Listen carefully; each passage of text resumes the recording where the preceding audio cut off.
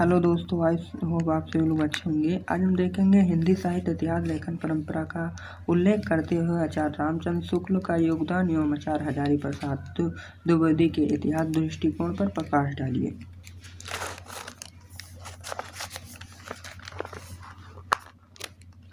उत्तर है इसका देखेंगे।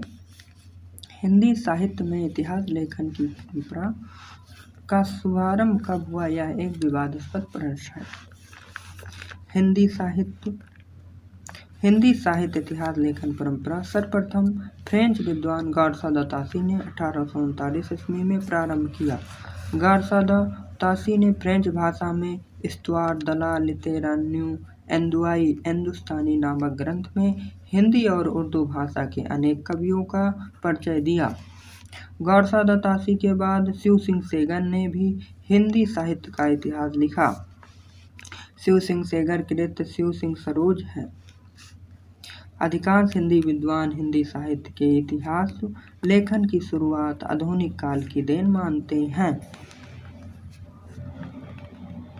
हिंदी में भक्ति और संत कवियों से संबंधित विवरण भी मिलते हैं, जिनमें गोकुलनाथ के 84 तथा 252, वैष्णव की वर्ता, नाभादास के भक्तिमाल आदि कवियों के विवरण मिलते हैं। हिंदी साहित्य इतिहास की परंपरा 19वीं शताब्दी के अंत तक अनेक ग्रंथों का निर्माण हुआ, जिनमें हिंदी साहित्य के व्यक्तित्व का उल्लेख मिलता है, किंतु इसमें समग्र ऐतिहासिक चेतना का अभाव है। हिंदी साहित्य के इतिहास का लेखन सर्वप्रथम फ्रेंच विद्वान गार्सा द तासी को माना जाता है। गार्सा द तासी का इतिहास ग्रंथ इस्तवार द ला लिटेरेन्यू एंदुआई हिंदुस्तानी है। लेखकों ने हिंदी के प्रधान कवियों का जीवन परिचय और उनके काव्य ग्रंथों का विवरण प्रस्तुत किया है। तासी के ग्रंथ का महत्व उसकी उपलब्धता के दृष्टिकोण से नहीं, बल्कि नवीन दशा की ओर अग्रसर होने के प्रारंभिक प्रयास की दृष्टि से आंकना चाहिए। इस परंपरा में दूसरा महत्वपूर्ण ग्रंथ शिव सिंह सेगर कृत शिव सिंह सरोज है, जिसमें लगभग 1000 कवियों के जीवन चरित्र का वर्णन मिलता है। कवियों के जन्म तिथि और कृतियों के रचना काल आदि के भी संकेत इसमें मिलते हैं, जो अधिकांश विश्वसनीय नहीं है। तासी के ग्रंथ में हिंदी कवियों की संख्या 70 है। 70 से कुछ अधिक थी, जो शिव सिंह सरोज में बढ़कर 1000 हो गई। इतिहास की दृष्टि से इन ग्रंथों का अधिक महत्व नहीं है। इसमें हिंदी साहित्य के इतिहास लेखन के लिए उपयोगी सामग्री को व्यापक रूप से संकलित किया गया है। जॉर्ज गैरसन का ग्रंथ है the modern vernacular literature of Hindustan का प्रकाशन सन 1822 ईस्वी में बंगाल की पत्रिका में प्रकाशित हुआ, लेकिन इसमें काल विभाजन के साथ साथ समय समय पर उठी प्रवृत्तियों का भी दिग्दर्शन करा दिया गया।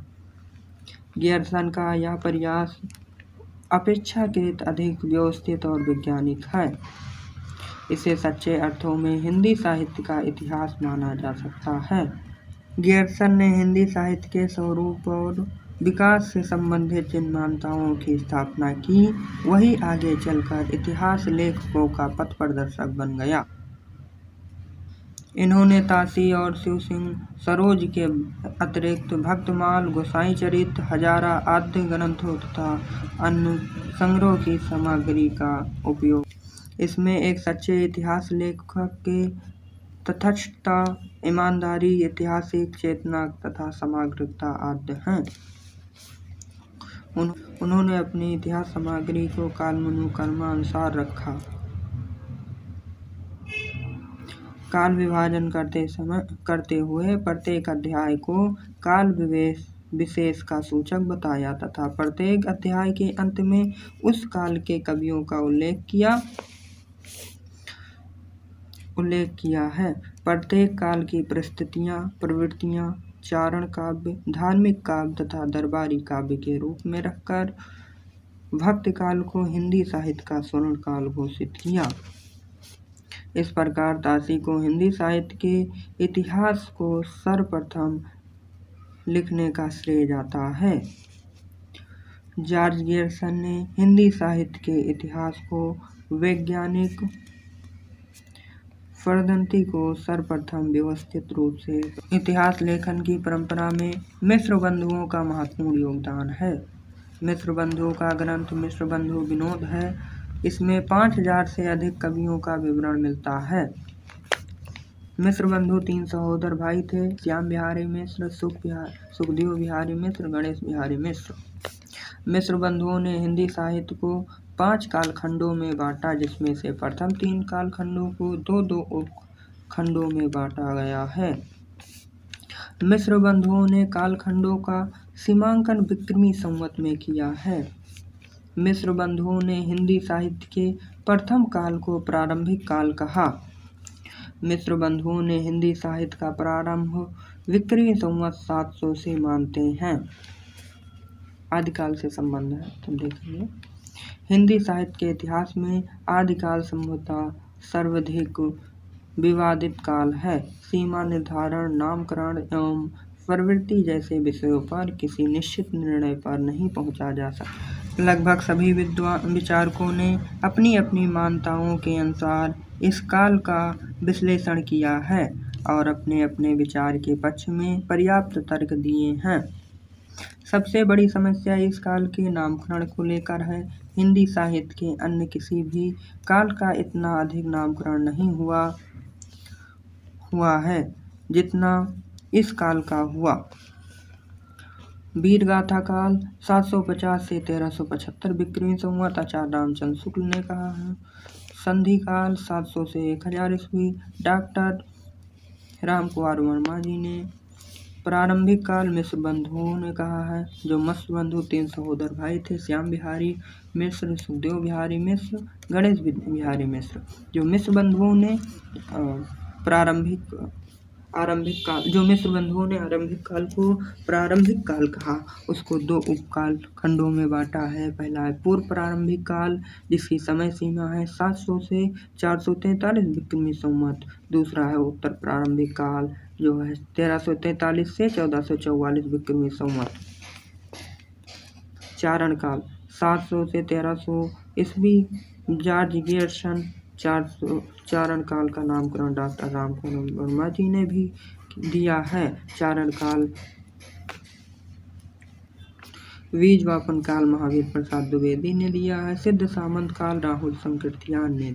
सर्वप्रथम आचार्य रामचंद्र शुक्ल जी ने आदिकाल को वीरगाथा काल कहा। आचार्य रामचंद्र शुक्ल जी ने साहित्यिक प्रवृत्तियों के आधार पर इसका नामकरण वीरगाथा काल तो किया था, फिर भी सर्वप्रथम आचार्य रामचंद्र शुक्ल जी ने ही इसका नामकरण आदिकाल दिया। आदिकाल के नामकरण की स्वीकृति डॉक्टर हजारी प्रसाद द्विवेदी ने किया है। आचार्य रामचंद्र शुक्ल जी ने हिंदी साहित्य का प्रारंभ विक्रमी संवत 1050 से माना।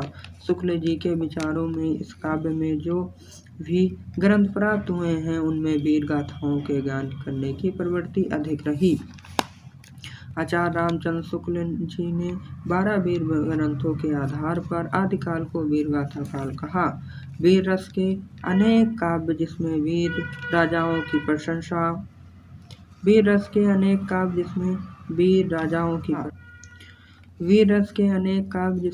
वीर राजाओं की प्रशंसा उसी ढंग से होगी जिस ढंग से वीरगाथा काल में हुआ करती थी। आदिकाल में 2 प्रकार की रचनाएं मिलती हैं, अपभ्रंश, देशज। आदिकाल को चारण काल जॉर्ज गैरिसन ने कहा। जॉर्ज गैरिसन ने हिंदी साहित्य का प्रारंभ 700 ईस्वी से माना है। चारण काल 700 से 1300 ईस्वी तक जॉर्ज गैरिसन ने माना है। जॉर्ज गैरिसन का ग्रंथ the modern vernacular literature of Hindustan है। जॉर्ज गैरिसन अपने ग्रंथ में लगभग 952 कवियों का विवरण दिया है। चारण काल पर कर्नल टॉड महोदय ने अपनी पुस्तक annuls and antiquities of Rajasthan में लिखा है कि आदिकालीन साहित्य की रचनाचारणों ने किया है। राज दरबारों में चारण रहा करते थे जो अपने असरदाताओं राजाओं की कीर्ति, उनके शौर्य पराक्रम तथा उनके उत्साह की प्रबोधपादक कविताएं लिखा करते थे। राहुल संज्ञान ने अपने ग्रंथ हिंदी काव्यधारा में इस काल को सिद्ध सामंत युग कहा। साहित्य का आदिकाल चिंतन की प्रथम सीढ़ी की ओर संकेत करता है। हिंदी साहित्य इतिहास लेखन में आचार्य रामचंद्र शुक्ल जी का योगदान देखेंगे।